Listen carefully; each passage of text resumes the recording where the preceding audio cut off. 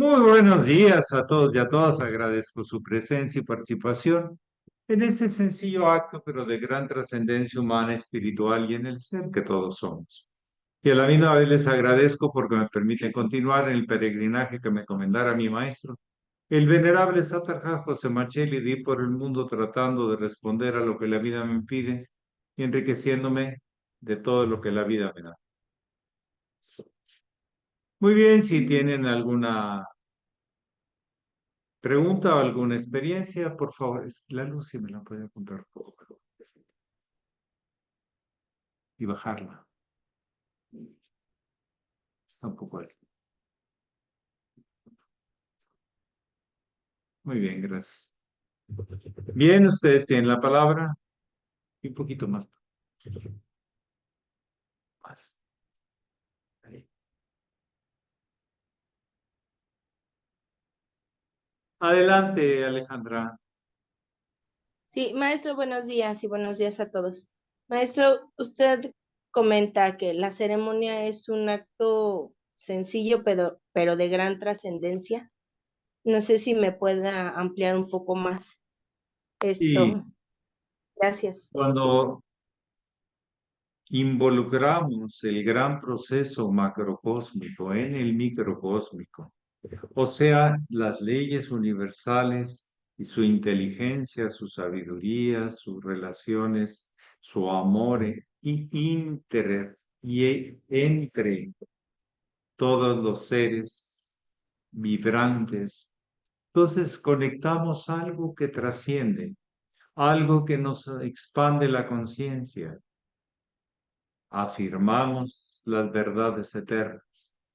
Y esto es muy trascendente porque en la medida que lo vamos afirmando, podríamos decir un día no lo creemos de veras y no nada más de decires. Entonces, esto va generando una percepción de la vida diferente. Vamos viendo tal como es en el sentido amplio de la palabra. Cada vez le vemos menos límites, cada vez participamos más en ese todo. Como dice la escritura de hoy, no te preocupes de esas cosas. Esos con la resolución del instinto salen, pero de las otras cosas. Por eso hacer la ceremonia diariamente para el teujo es muy importante. Es como involucrarse en su gran misión, no en su pequeña misión. Es afirmar lo que es eterno más allá de lo circunstancial y de lo que va y de lo que viene. Entonces sí hay trascendencia humana, porque la conciencia de la condición humana va involucrándose más cada vez en esa vibración sincrónica con el macrocosmo.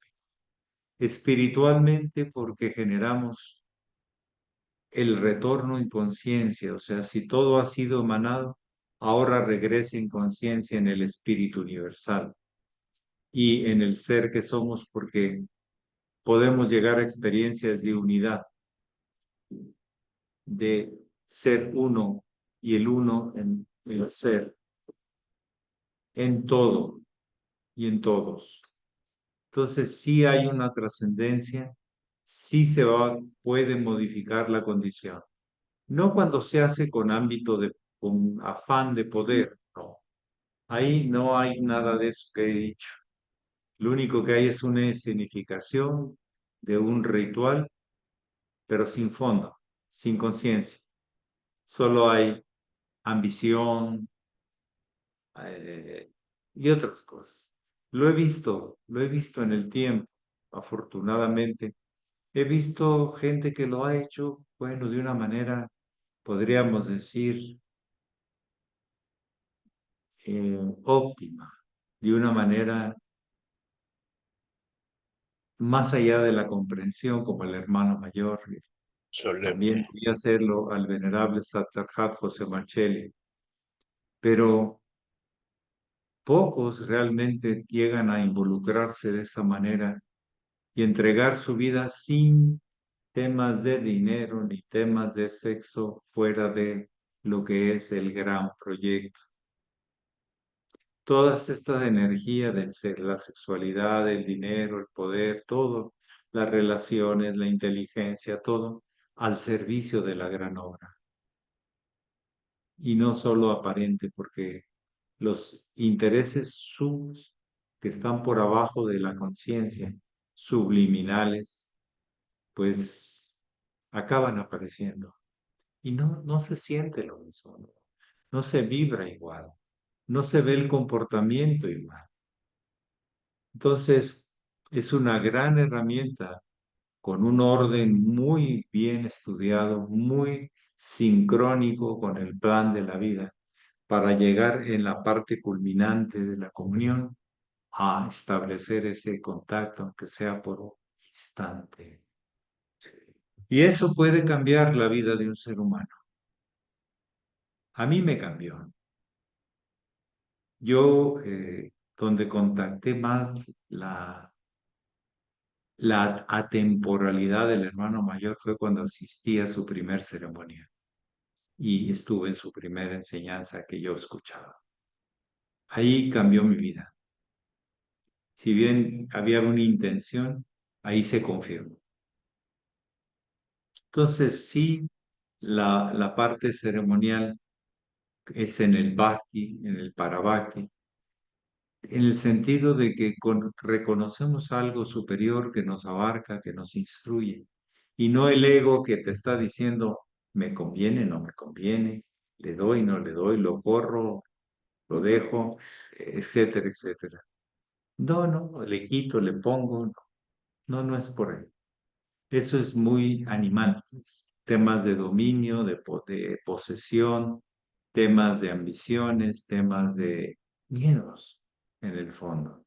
Y lo que hace esta ceremonia cuando se implementa en el sentido más trascendente es ampliar la condición humana, involucrarnos en el espíritu universal que mueve la vida en todo y en todo, y afirmarnos en la eternidad del ser. Son experiencias posibles. No quiere decir que toda la gente, ni en todas las ocasiones, sea de la misma manera. Cuando realmente es muy trascendente, no sabes de tiempos, no comparas nada, simplemente lo experimentas. No hay una mente dual, es como un pequeño nirvana, medio nirvana, en el sentido de que no hay dualidad, hay simplemente experiencia de eternidad. Por eso en este ambiente, en este egregor de la ceremonia, se pueden tratar temas de otra manera que en otra condición más humana, más normal, más cotidiana, no podríamos entrar en ciertos temas de la misma manera que ahora. Aprovechando el egregor se hace este contacto en estos diálogos. Bien, adelante.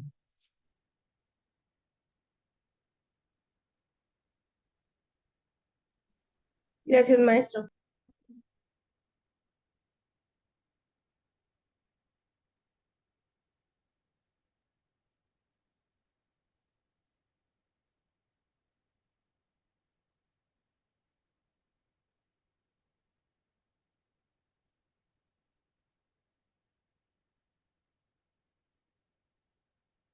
Lo primero es aprender a percibir la vibración, la parte sensorial. Luego ver nuestra capacidad de transformar nuestras emociones. Tiene que ir un proceso, luego entender los mecanismos, para luego realizarlo en una experiencia junto con el espíritu universal de la vida en todos y en todo. Adelante, Constantino. Buenos días, muy honorable maestro. Buenos días a todos los presentes. Maestro, ¿por qué dice la Biblia que el verbo se hizo carne? Porque se sigue haciendo carne, la vibración se vuelve forma, toma forma. Y ese espíritu radica en esa carne que le impulsa, le da vida. la hace prolongarse. Hay un tema muy interesante con los ciertos cristales, especialmente los silicatos, que tú metes un cristal y lo pones en la luz, en agua, y con el tiempo se va formando y va creciendo como reproducción del mismo vara de silicato, se va haciendo más grande. Es como los primeros indicios de lo que se llama la mitosis, la prolongación de la vida, pero solo en los cristales, en los demás no. Y ciertos cristales. La vida se puede reproducir teniendo vida, pero no puedes inventar una planta de una piedra, o sí, no sale. En cambio, si colaboras con ese impulso que tiene la planta, pues se pueden reproducir primero de célula a célula, que se llama desqueje, o sea, de una varita, un pedazo de tallo, y ya más adelante por pólenes, por dicotiledóneas, por flores. Y luego ya pasa a lo animal, que es con gametos complementarios, óvulos y espermas. Tienen sus diferentes, han inventado diferentes nombres, pero es el mismo tema. Y luego, pues ya en primates, mamíferos y humanos, pues ya en los vientres, las concepciones dentro de vientre. Los pólenes se hacen ahora sí que descaradamente a la luz pública. Se ponen en contacto los gametos femeninos y masculinos a la luz pública, lo cual es una belleza. Lo que producen es asombroso, la prolongación de la vida, ya en una forma más viva. Entonces el espíritu encarna desde el vegetal, pero está inconsciente, está en una cuestión unicelular. Luego ya los animales tienen todo un sistema de multicelular, multifuncionales, que hacen su característica animal, ¿sí? Que es la sofisticación de las mismas partes de una planta. Instintiva.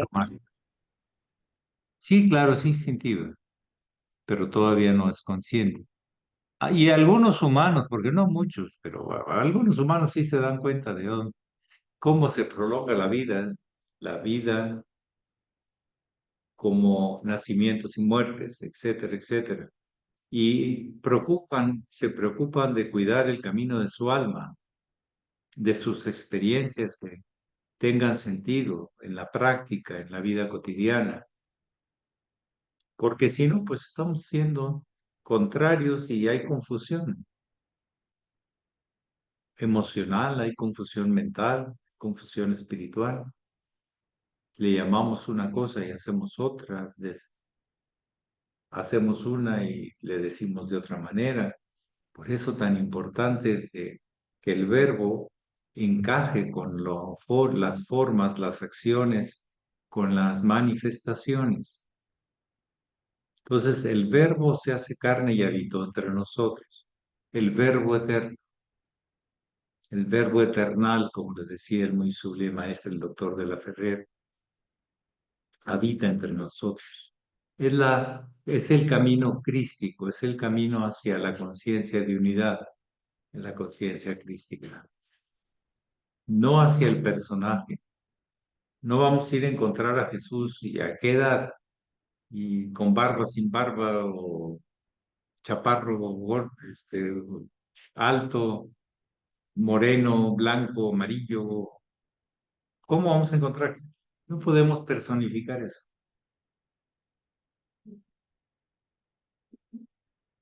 Los artistas lo pueden personificar en una forma de ficción, una forma puede que, y así me lo imagino, pero en realidad esta vibración universal, lo que los hindúes le llamaron Vishnu, de amor, sabiduría eterna, en la manifestación de la obra divina. Es diferente a los avatares. El Vishnu es eterno. Los avatares son temporales, transitorios, pero transmiten esa vibración en la condición humana. Los últimos avatares, porque las otras fueron hace mucho tiempo, millones de años, expansiones de las posibilidades de la condición de la prolongación de la vida, que es el gran misterio. ¿La vida se prolonga o no? Sí, pero más allá de nuestros controles, hasta que un día lo asumimos como unidad con el todo, y ahí estamos ya en otro nivel, el nivel de los grandes maestros de la humanidad. Bien, adelante, sí, Enad.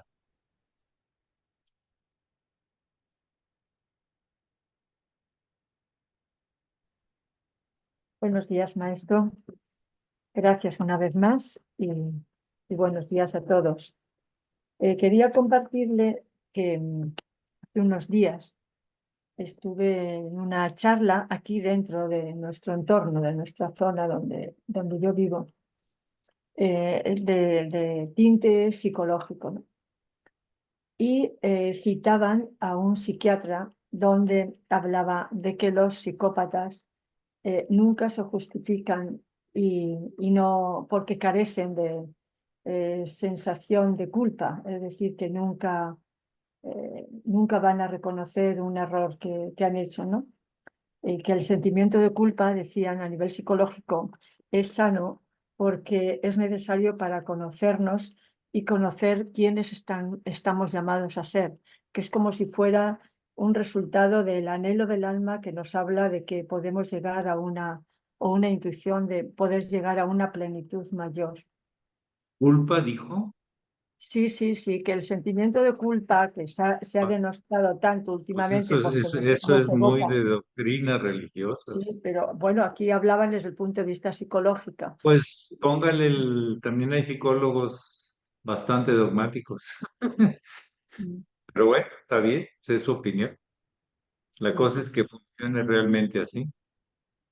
sí, por eso quería preguntarle que si el perdón que se ha hablado aquí otras veces, y usted ha hablado, ha dicho que es el pasado y que en realidad no es suficiente con reconocerlo, se ha hablado de perdonar perdonar a otros, pero a veces, yo lo he experimentado, uno mismo se puede sentir culpable cuando ha visto las consecuencias de sus actos, que se puede haber herido a alguna persona, ¿no?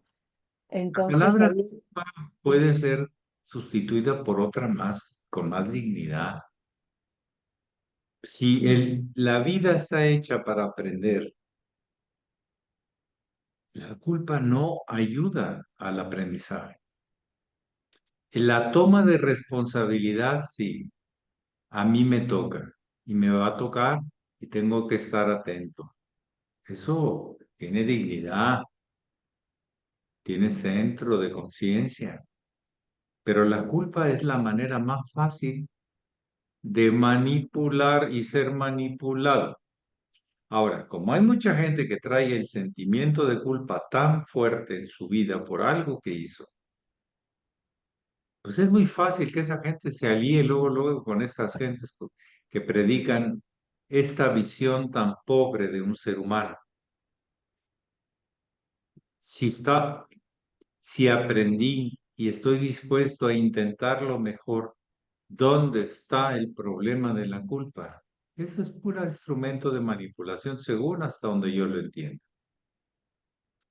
Pero si hay gente que trae la condición humana, es que somos malos, es que nosotros matamos a Jesús, es que nosotros somos hijos del demonio y por eso necesitan exorcizarnos con el bautismo y quitarnos el pecado original. Y es todo un tema si que hay que analizarlo, pero yo diría desde el ángulo psicológico de cuál corriente.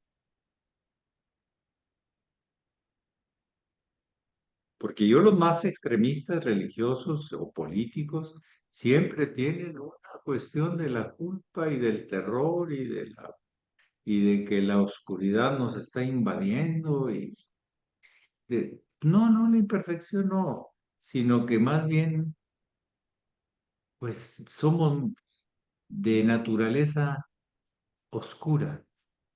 No, hasta el mismo Einstein decía, la oscuridad no es la naturaleza viva, sino es la ausencia de luz.